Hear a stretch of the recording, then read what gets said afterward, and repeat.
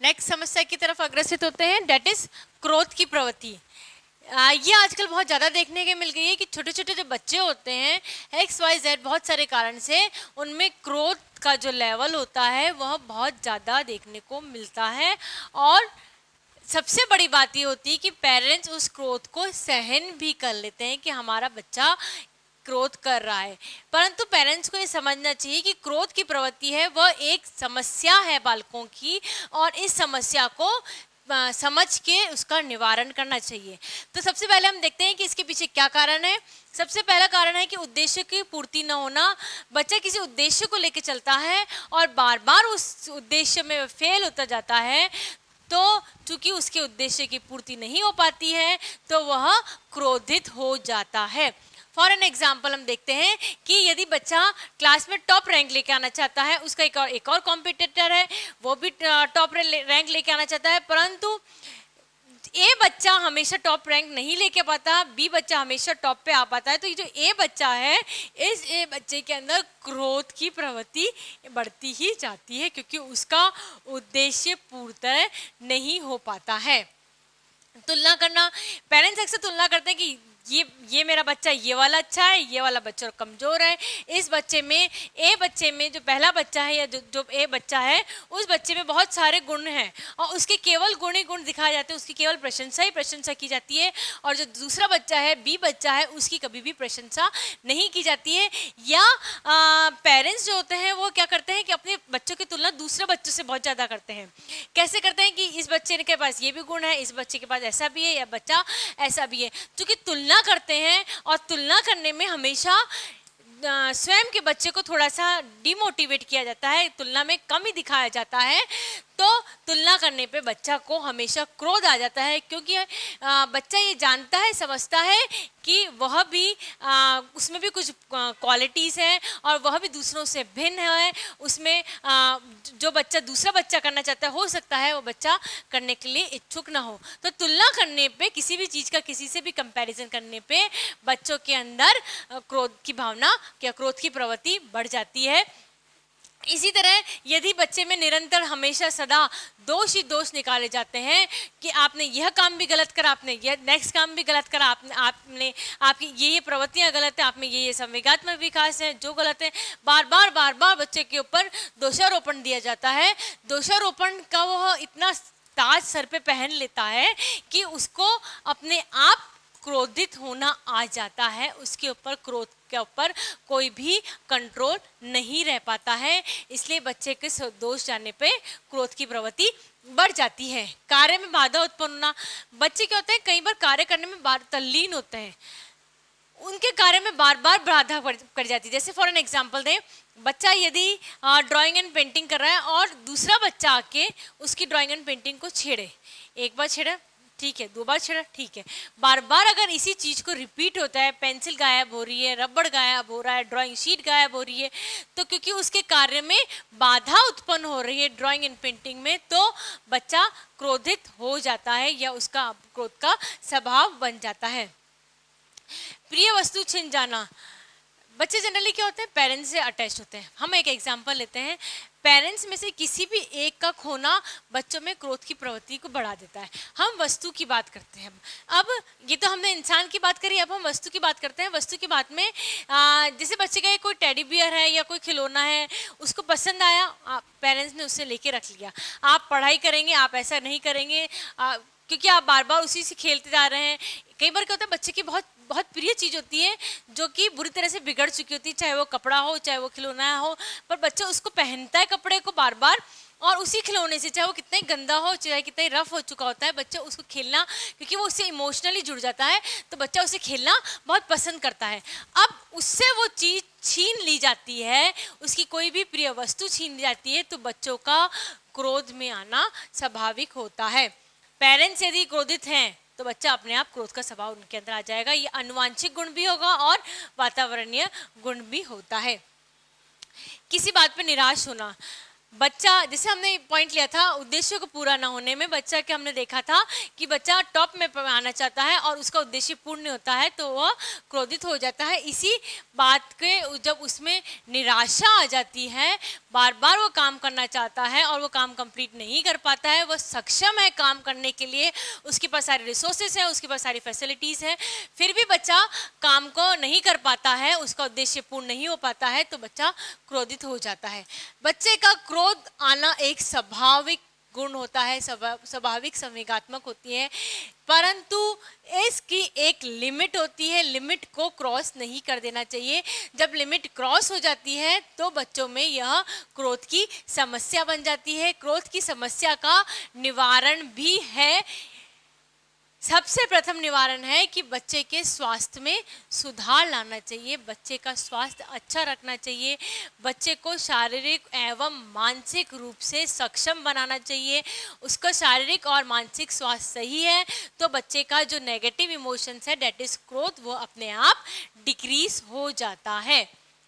क्रोध आने पे बच्चों को ध्यान नहीं देना चाहिए। क्रोध आने पे क्या होता है कि बच्चे पेरेंट्स एकदम बौखला जाते हैं, बच्चा बार बार क्रोध कर रहा है तो पेरेंट्स एकदम से बौखला जाके बच्चों के क्रोध की तरफ ज़्यादा ध्यान देना चालू करते हैं। इस समय पेरेंट्स को चाहिए कि बच्चा यदि क्रोध कर रहा है तो उसके ऊपर ध्यान न दिया जाए, तो पेरेंट्स बच्चे को लगने लग जाता है कि मुझ पर ध्यान नहीं दिया जा रहा है, मुझे क्रोध नहीं करना चाहिए, क्योंकि क्रोध करने का कारण क्या है, ध्यान को आकर्षित करना। तो जब ध्यान ही आकर्षित नहीं हो रहा तो बच्चा क्रोध क्यों करेगा। और क्रोध का जो कारण होता है या जिस बात से बच्चे को क्रोध आ रहा होता है उस वातावरण से, उस समस्या से बच्चे को दूर ले जाना चाहिए। जब बच्चे समस्या से, वातावरण से दूर चला जाएगा, क्योंकि क्रोध का कारण ही नहीं है उसके सामने, तो बच्चे को क्रोध नहीं आएगा। क्रोध आने पे बच्चे को क्रोध आने पे क्रोध से समझाने से अच्छा होता है कि बच्चे को शांतिपूर्वक समझाएं।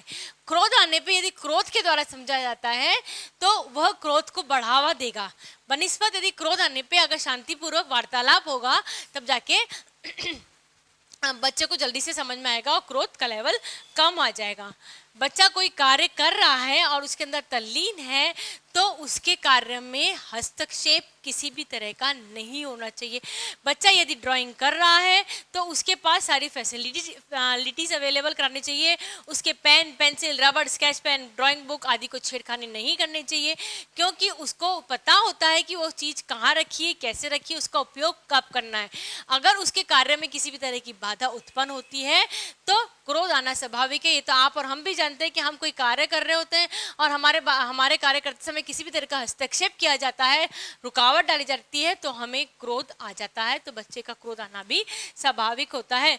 यदि बच्चा बार बार क्रोध कर रहा है, बिना किसी कारण से क्रोध कर रहा है, डेट मीन्स उसमें संवेगात्मक तनाव होते हैं, और इसको दूर करने के लिए बच्चे को रचनात्मकता की कार्य की तरफ लगाना चाहिए। बच्चे को छोटे छोटे रचनात्मक कार्य कराने चाहिए। बच्चे को कहना चाहिए कि आप ये ड्राइंग कर लीजिए, आप ये पेंटिंग कर लीजिए, आप इस तरीके से डॉल बना लीजिए, या आजकल तो बहुत सारे मेकिंग किट्स आते हैं कि इसका मेकिंग किट, इस वस्तु का making kit, puppet making kit. तो इस तरीके का रचनात्मक कार्य की तरफ यदि बच्चा अग्रसित होगा तो वो अपने क्रोध को भूल जाएगा, उसको ध्यान क्रोध की तरफ नहीं जाएगा।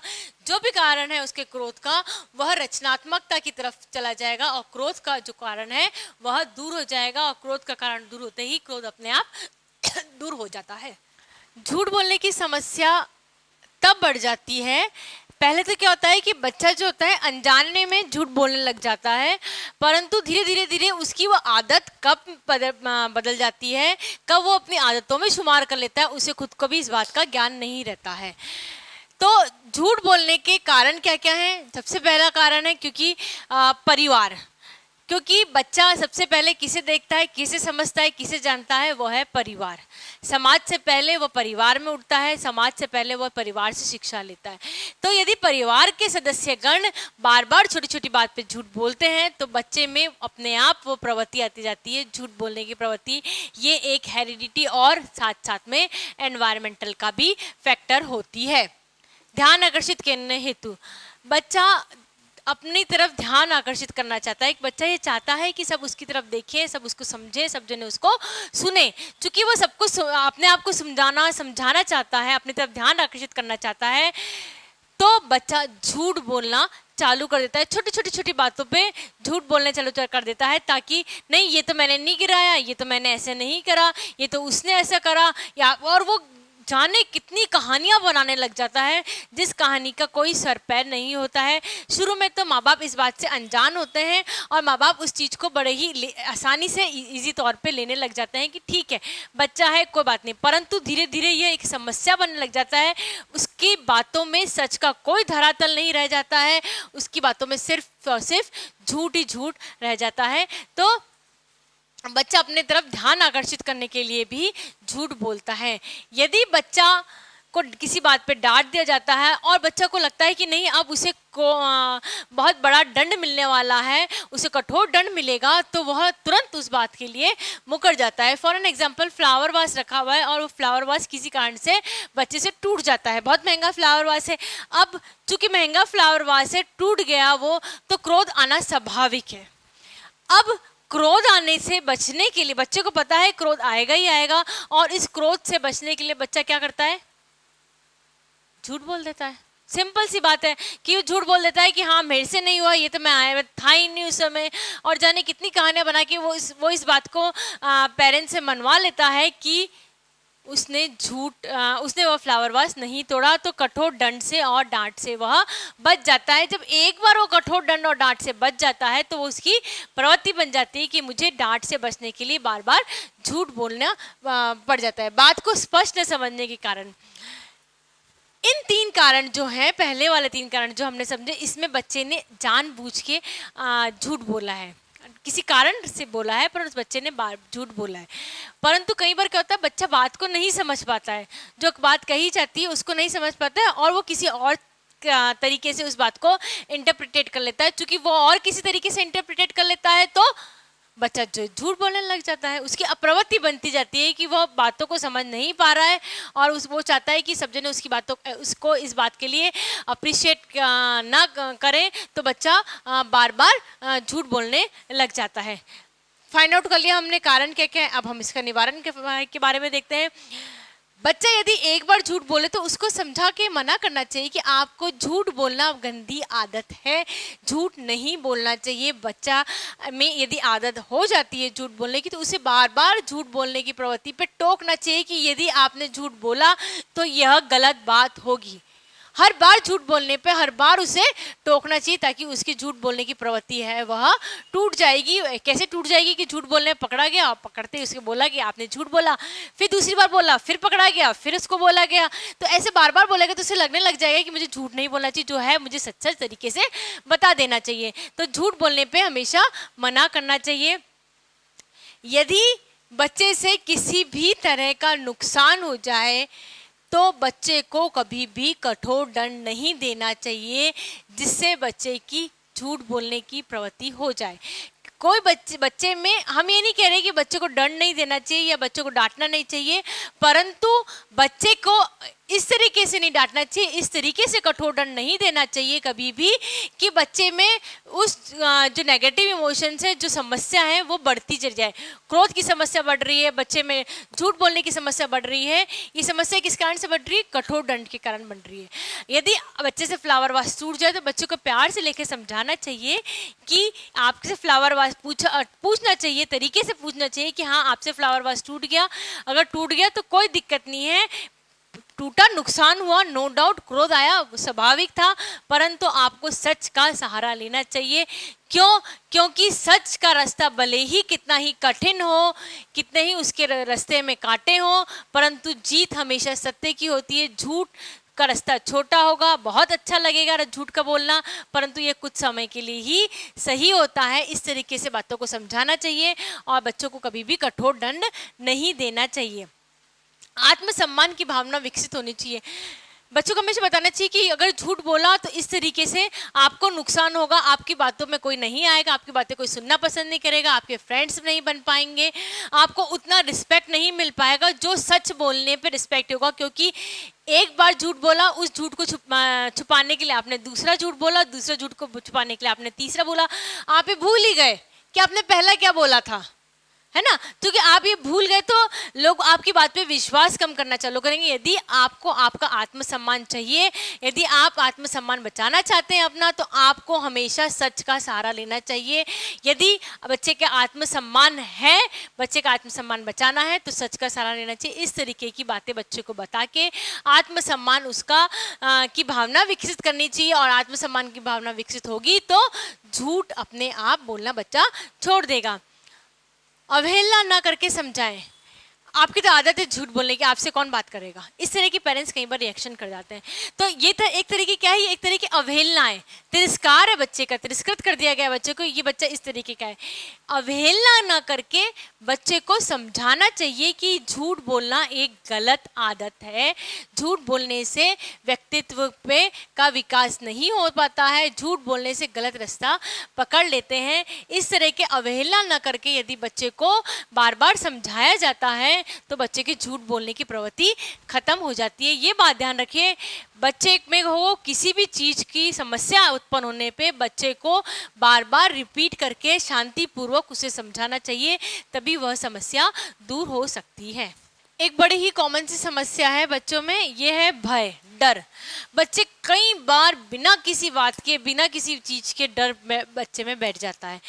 बच्चों का भय बहुत छोटा सा भी हो सकता है, बच्चों का भय बहुत बड़ा भी हो सकता है, परंतु भय बच्चों में यदि बैठ जाता है तो वह उसके व्यक्तित्व विकास में, शारीरिक विकास में, मानसिक विकास में, हर तरह के विकास में एक तरह का रुकावट डाल देता है। तो बच्चों के में भय कभी भी नहीं बैठना चाहिए। इसके पीछे क्या क्या कारण हो सकते हैं? सबसे पहला होता है बच्चे में स्वयं में विश्वास की कमी। उसको लगता है कि वो शायद वो काम नहीं कर पाएगा, इस बात का वो भय रहता है।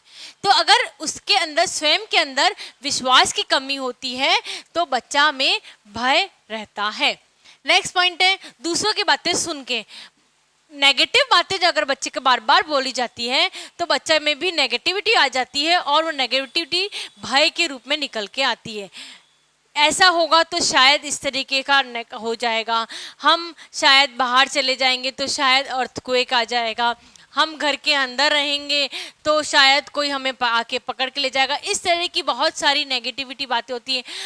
हमारा शायद फाइनेंशियली हम साउंड नहीं रह पाएंगे। आप इन फ्यूचर होगा कि नहीं होगा इस बारे में कोई अता पता नहीं है, परंतु आसपास का जो वातावरण है, आसपास का जो माहौल है, उस माहौल में इतनी नेगेटिविटी बातें हो रही हैं कि बच्चे के अंदर भय बैठता जा रहा है कि वह साउंड एंड सेफ फ्यूचर के लिए नहीं है। उसका फ्यूचर क्या होगा इसके बारे में उसे कुछ भी अता पता नहीं रहता है। तब बच्चे के मन में भय उत्पन्न हो जाता है।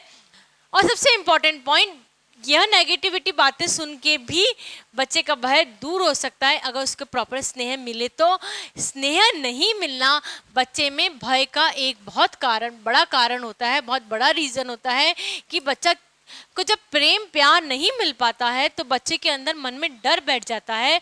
हर चीज़ से वो डरने लग जाता है, अंधेरे तक डर लगने लग जाता है। उसे लगता है कि अगर वो कुछ खाएगा तो शायद उसे कुछ हो जाएगा, वो दवाइयाँ लेने से डर जाता है, हर चीज़ से वह बाहर निकलने से डरने लग जाता है कि शायद वो बाहर जाएगा तो उसका एक्सीडेंट हो जाएगा। तो कहने का तात्पर्य यह है कि स्नेह नहीं मिलने से बच्चा में डर की भावना बैठ जाती है। डर है तो अवश्य उसका निवारण भी होगा। हमने कारण फाइंड आउट कर ले तो हम उसका निवारण भी फाइंड आउट कर लेते हैं। निवारण में सबसे पहला है कि बच्चा यदि डर रहा है, बच्चा यदि फॉर एन एग्जांपल अंधेरे से डर रहा है, हम बाल्यावस्था की बात कर रहे हैं, बाल्यावस्था की समस्या ले रहे हैं, तो बाल्यावस्था में जनरली बच्चा अंधेरे में जाने से डरता है। उसे लगता है कि अंधेरे में शायद कुछ ऐसा है जो मुझे शारीरिक रूप से नुकसान पहुँचा सकता है। तो हम बड़े हो गए, हमें तो डर नहीं लगता अंधेरे में जाने से। तो हमें बच्चे के इस डर का मजाक नहीं उड़ाना चाहिए कि अंधेरे में कुछ है, या बच्चे की समस्या को सुन लेना चाहिए, बच्चे की समस्या को समझ लेना चाहिए और उसका निवारण कर लेना चाहिए, उसका निवारण करना चाहिए, उसका मजाक कभी भी नहीं करना चाहिए। स्नेह देना, बच्चे को हमेशा प्यार प्रेम और स्नेह से समझाया जा सकता है। जितना बच्चे को स्नेह से समझाया जा सकता है, जितना बच्चा स्नेह से समझ सकता है, उतना किसी भी चीज़ से नहीं समझ सकता है। तो यदि बच्चे में किसी तरह का भय है, डर है, तो उसको स्नेह दिया जाए। जितना स्नेह दिया जाएगा उसके अंदर आत्मविश्वास, सेल्फ कॉन्फिडेंस बढ़ेगा और जैसे ही उसका सेल्फ कॉन्फिडेंस बढ़ेगा उसका जो भय है वो अपने आप नीचे गिरता हुआ नजर आएगा। अधिक डांटना नहीं चाहिए। बच्चे को यदि बार बार रिपीटेडली डांटा जा रहा है तो बच्चे में भय बैठ जाता है, वो कार्य करने से भी डर जाता है कि अगर मैं ये कार्य करूंगा तो शायद मुझे डांट पिटेगी, यदि मैं अच्छा नहीं लिख पाया तो मुझे डांट पिटेगी। हम एक एग्जाम्पल लेते हैं। पेरेंट्स को चाहिए होता है, टीचर्स को चाहिए होता है कि बच्चा बहुत सुंदर राइटिंग में लिखे, नो डाउट सबके एक्सपेक्टेशंस होती है कि बहुत अच्छी तरीके से बच्चा लिखे, परंतु बच्चा अगर अच्छी तरह नहीं लिख पा रहा है, उसे प्रॉपर स्नेह नहीं मिल पा रहा है, तो क्या होता है, बार बार उसे बहुत बुरी तरह से डांट दिया जाता है। ठीक है, अब बच्चे ने बार बार डांट, टीचर भी डांट दिया, टीचर ने भी डांट दिया, पेरेंट्स ने भी डांट दिया, तो बच्चे के मन में भय बैठ जाता है कि अगर उसने लिखा तो उसे डांट पिटेगी, तो बच्चा लिखना ही छोड़ देता है। तो ये तो समस्या होगी, बच्चे ने लिखना नहीं छोड़ दिया। हम तो भय को दूर करना चाहते हैं, उसके तो हमारे एक और समस्या होती गई, पर्सनैलिटी डेवलपमेंट में समस्या होती गई, बच्चा बोलना छोड़ देता है।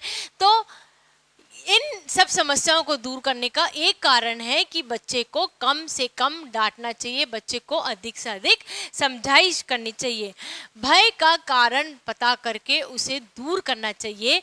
यदि बच्चा अंधेरे से डर रहा है, बाल्यावस्था में जनरली ये समस्या होती है कि बच्चा अंधेरे में जाने से डरता है, तो यदि बच्चा अंधेरे में जाने से डर रहा है तो ये करना चाहिए पेरेंट्स को कि उसे अपने साथ अंधेरे में लेके जाए। ठीक है, अगर अंधेरे में अपने उसके साथ जाएगा तो उसको कॉन्फिडेंस रहेगा कि हाँ मेरे साथ कोई है जो मेरी सुरक्षा करेगा। अब बच्चा एक बार गया, दो बार गया, फिर उस पेरेंट्स को चाहिए कि वो कमरे में अंधेरा है, वो दरवाजे के पास जाके खड़ा हो जाए और बच्चे को भेजे कि आप अकेले, क्योंकि दो बार बच्चा जा चुका है पेरेंट्स के साथ में, तो तीसरी बार वो देख रहा है कि पेरेंट्स उसके सामने खड़े हैं, उसके पीछे खड़े हैं, कोई समस्या आएगी तो उसको ले जा सकते हैं। तो बच्चा धीरे धीरे पीछे, भले ही वो पीछे मुड़ के 10 बार देखेगा कि है कि नहीं है पेरेंट्स, परंतु बच्चा अंधेरे में चला जाएगा, फिर वो अकेले अंधेरे में जाना चालू कर देता है। इसी तरह हम एक सामान्य सी समस्या देखते हैं कि जब बच्चे को तैरना सिखाया जाता है तो बच्चे को पानी से बहुत डर लगता है ना। तो और टीचर्स क्या करते हैं, पानी में बच्चों को स्विमिंग सिखानी होती है तो बच्चे को आने नहीं देते कई बार पेरेंट्स पानी से बाहर, और बच्चा पानी से डर रहा होता है, तो वो अपना डर के कारण वो क्या सीख पाएगा, कुछ भी सीख नहीं पाता। इस समय पेरेंट्स को चाहिए कि कारण फाइंड आउट कर ले कि बच्चा पानी से डर रहा है, तो या तो पेरेंट्स स्वयं उसके साथ में उतरें, या जो ट्रेनर है उसको बताएं कि उसे प्रेम प्यार समझाएं और उसे बताएं कि उसने ट्यूब पहन रखी है, उसके हाथ में ग्लव्स बंधे हुए, इसके कारण से वह नहीं पानी में डूबेगा। उसके साथ में प्रिकॉशन रखना चाहिए, उसको बता देना चाहिए कि वो सीधा के सीधा पानी में खड़ा हो सकता है, पानी का लेवल इतना ज़्यादा नहीं है। इस तरीके से भय का कारण फाइंड आउट होकर भय के कारण को हमने दूर कर दिया तो बच्चा आसानी से स्विमिंग सीख सकता है। कहने का तात्पर्य है कि जो भी भय का कारण होता है, जो भी रीज़न होता है, जिस भी चीज़ से बच्चे को भय लग रहा होता है, उसके कारण को फाइंड आउट करके बच्चे के भय को दूर कर देना चाहिए। यदि बच्चे के डर को सही समय पर दूर नहीं किया गया तो बच्चे में कई बार ये देखा गया है कि वह समस्या, जो भय की समस्या होती है, वो ताउम्र जिंदगी उसके साथ में मौजूद रहती है और उसका व्यक्तित्व का विकास जिस कदर से होना चाहिए उस लेवल तक उसका विकास नहीं हो पाता है। तो हमने देखा बाल्यावस्था में विभिन्न प्रकार की समस्याओं का सामना करना पड़ता है। नो डाउट समस्या आती है, समस्या दूर भी हो जाती है, पर मेन कारण ये होता है कि उसका कारण फाइंड आउट करना। अगर आपने उसका रीज़न फाइंड आउट कर लिया तो उसका निवारण भी आसानी से हो सकता है। जितने भी हमने ये समस्याएं देखी है बाल्यावस्था की, हमने उसमें देखा है कि बच्चों को प्यार से समझाना चाहिए। बच्चे का यदि संवेगात्मक तनाव है तो उसे दूर करना चाहिए।